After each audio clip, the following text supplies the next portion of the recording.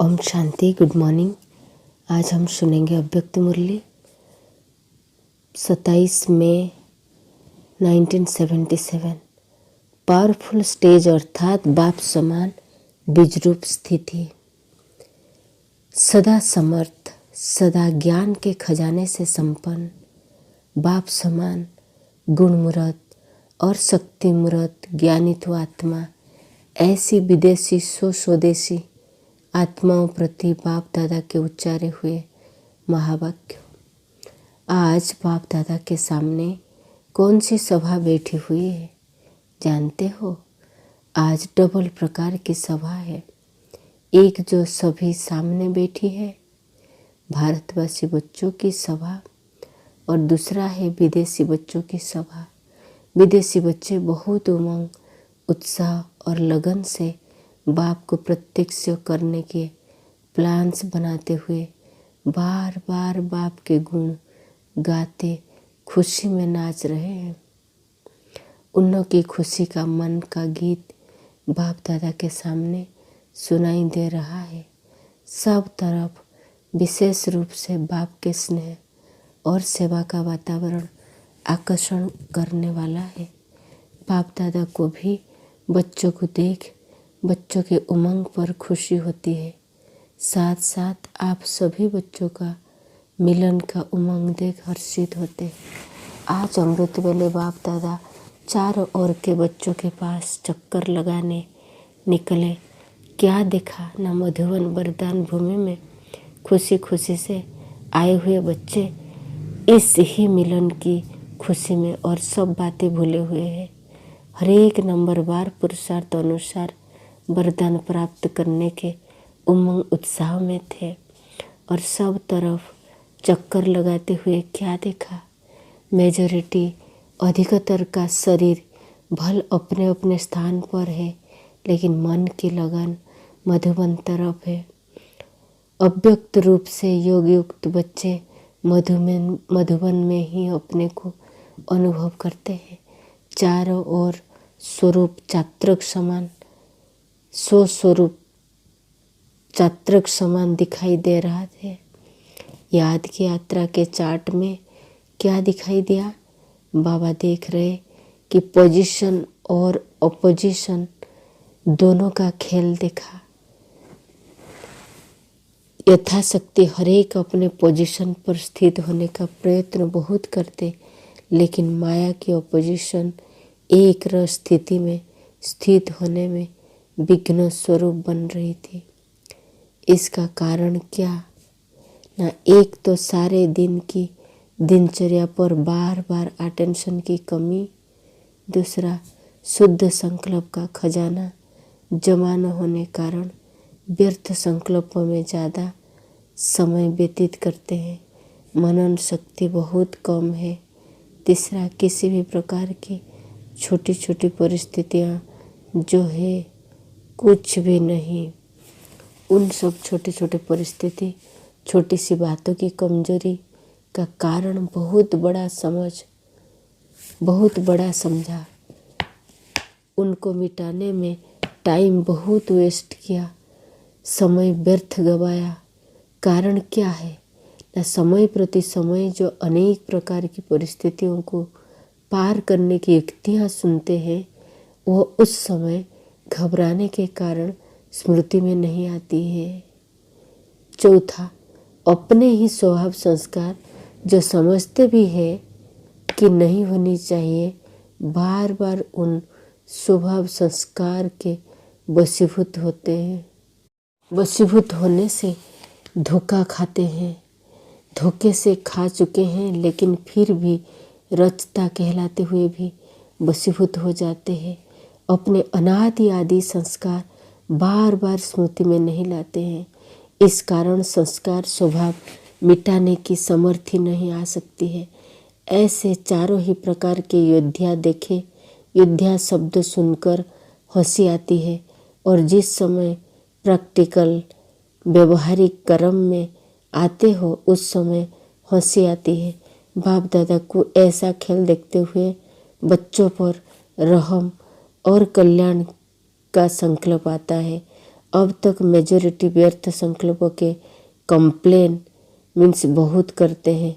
व्यर्थ संकल्प के कारण तन और मन दोनों कमजोर हो जाते हैं। व्यर्थ संकल्प का कारण क्या सुनाया था? अपनी दिनचर्या को सेट करना नहीं आता। अमृत वेले रोज की दिनचर्या तन की और मन को सेट करो। जैसे तन की दिनचर्या बनाते हो कि सारे दिन में यह कर्म करना है, ऐसे अपने स्थूल कार्यों के हिसाब से मन की स्थिति को भी सेट करो। जैसे अमृत वेले याद की यात्रा का समय सेट है, तो ऐसे सुहावने समय पर, जबकि समय का भी सहयोग है, स्वतः बुद्धि का सहयोग है, ऐसे समय पर मन की स्थिति भी सबसे पावरफुल स्टेज, शक्तिशाली स्थिति की होनी चाहिए। पावरफुल स्टेज अर्थात बाप समान बीजरूप स्थिति। तो वह अमृत वेले का जैसा श्रेष्ठ समय है, ऐसी श्रेष्ठ स्थिति होनी चाहिए। साधारण स्थिति में तो कर्म करते भी रह सकते हैं, लेकिन वह विशेष वरदान का समय, इस समय को यथार्थ रीति यूज न करने का कारण सारे दिन की याद की स्थिति पर प्रभाव पड़ता है। तो पहला अटेंशन अमृत वेले की पावरफुल स्थिति की सेटिंग करो।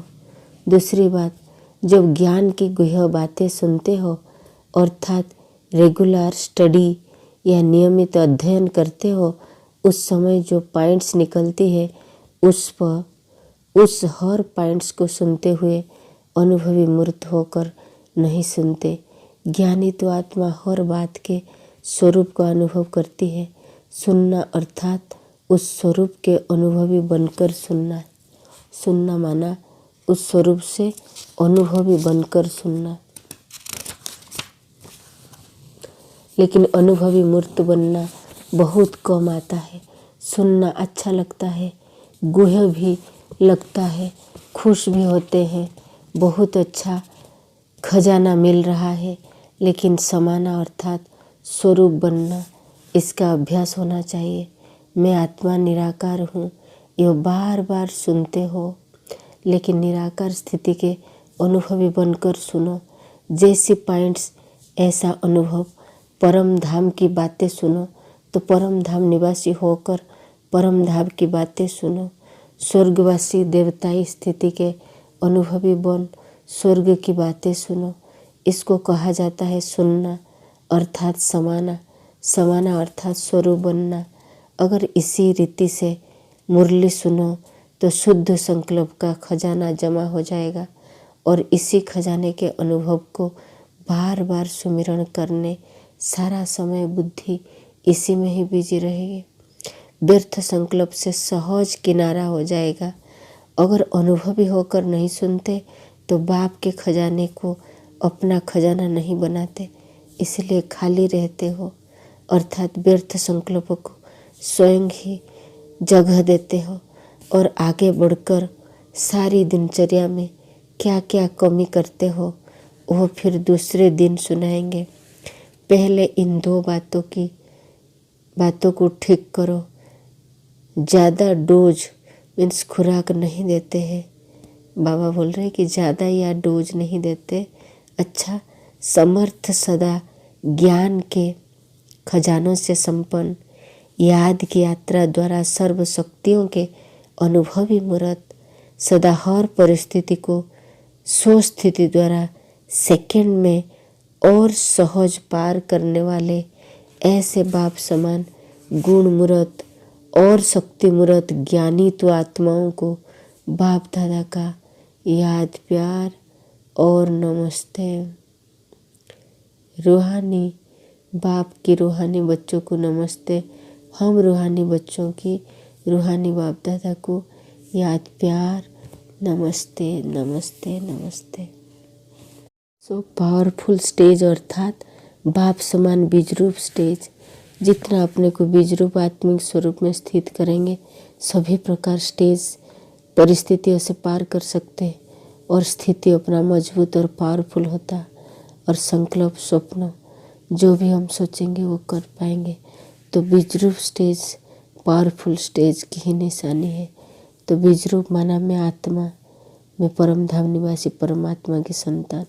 इस बीज आत्मा और परमात्मा दोनों में समा जाना ही बीज रूप स्टेज है।